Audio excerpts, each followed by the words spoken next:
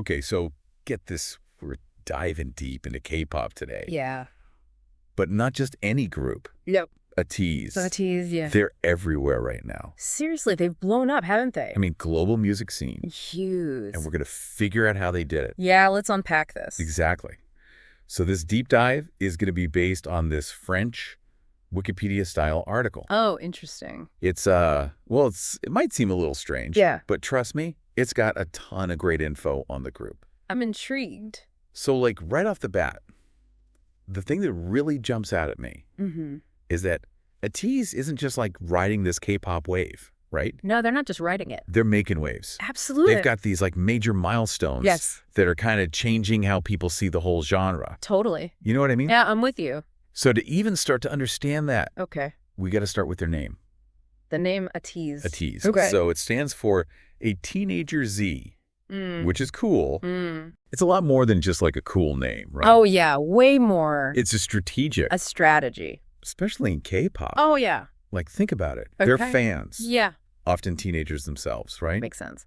So this name, it's like this instant connection. Oh, I see what you mean. Like their dreams, their passions. Yeah. It's all reflected in the music. Yeah. The performances, the whole thing. Wow, that's actually pretty smart. Yeah. Okay, so let's put some faces to this name. Okay. So we've got Sehangwa, Segwa, Hangjung, Hangjung. Yoonho, Yesang, Sanmingi Wooyoung, and Jungho. Wow, that's a lot of names.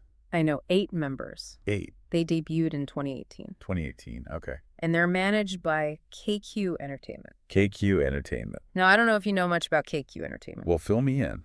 But they've worked with some pretty big names in the past, like Block B. Oh, yeah, Block B, I know them. Who were known for being pretty experimental with their music. Yeah, pushing boundaries. Yep. Exactly.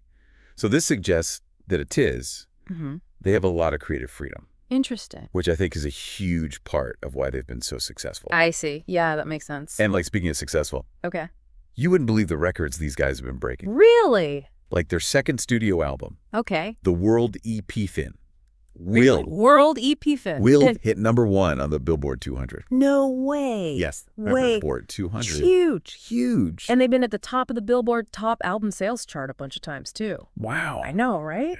Yeah. So these charts, they're not just popularity contests. Right. They show what's happening in music globally. Yeah. So for Ateez to reach the top, it shows their music connects with people. Yeah. Way beyond Korea. Worldwide. Worldwide. Yeah.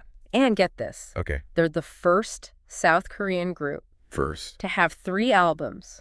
3? In the UK, official albums chart top 10.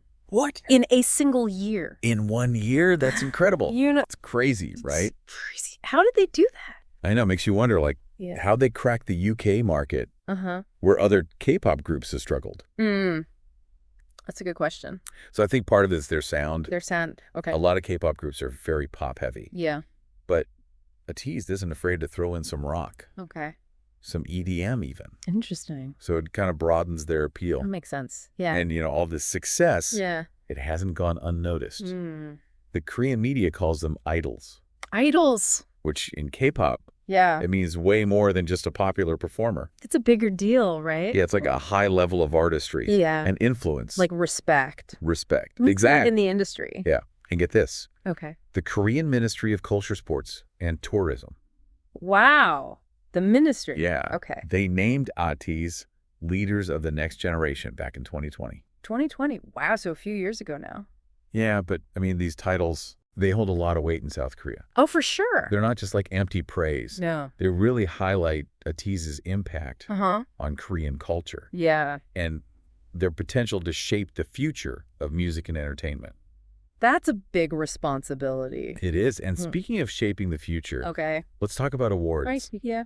They've won the Worldwide Fans' Choice at the Mnet Asian Music Awards, like multiple years in a row. Wow. Multiple years. Yeah, they've got Bonsang Awards from the FAC Music Awards and the Seoul Music Awards. So many. And to top it all off, they even got the Daesang at the Korea Grand Music Awards in 2024. The Dies.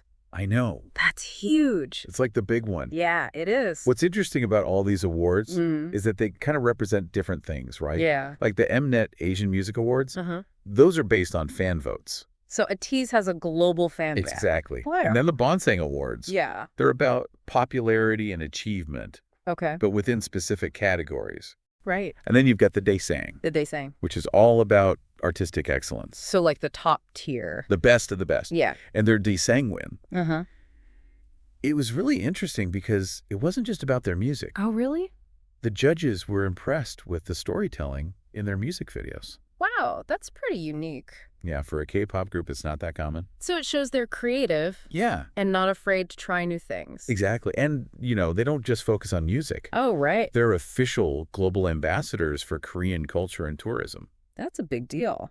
It is. It's like a huge responsibility. For sure. I think it shows how well they connect with people all over the world. Yeah. And how they can share Korean culture in a way that resonates with different audiences. It's like they're cultural diplomats. Totally. And they didn't stop there. What else did they do? In 2024, they became the first K-pop group to perform at Coachella. Coachella, wow. I know, right? And then they were the headline act at the Malazine Festival in Morocco. So Coachella, one of the biggest music festivals in the world. Yeah. And Malazine, huge in Morocco. It's a big deal. So these weren't just performances. This was like a cultural moment. Exactly. It shows that K-pop can go beyond borders. Yeah. Connect with people from all walks of life. It's pretty amazing. It really is. So to wrap this all up, okay, I think it's safe to say that Ateez is way more than just a K-pop group. Yeah. They're global icons, they're cultural ambassadors, and they're definitely musical innovators. I agree. And they're changing the music industry as we know it. I think that leads to a really interesting question. What's that? How will Ateez's success, their ability to mix musical styles and cultures, how will that influence the future of K-pop and global music in general? That's a good question. Yeah, something to think about. Definitely something to think about. And maybe even worth another deep dive sometime. Yeah, who knows? But until then, keep exploring. Later, Tay. See ya. Bye.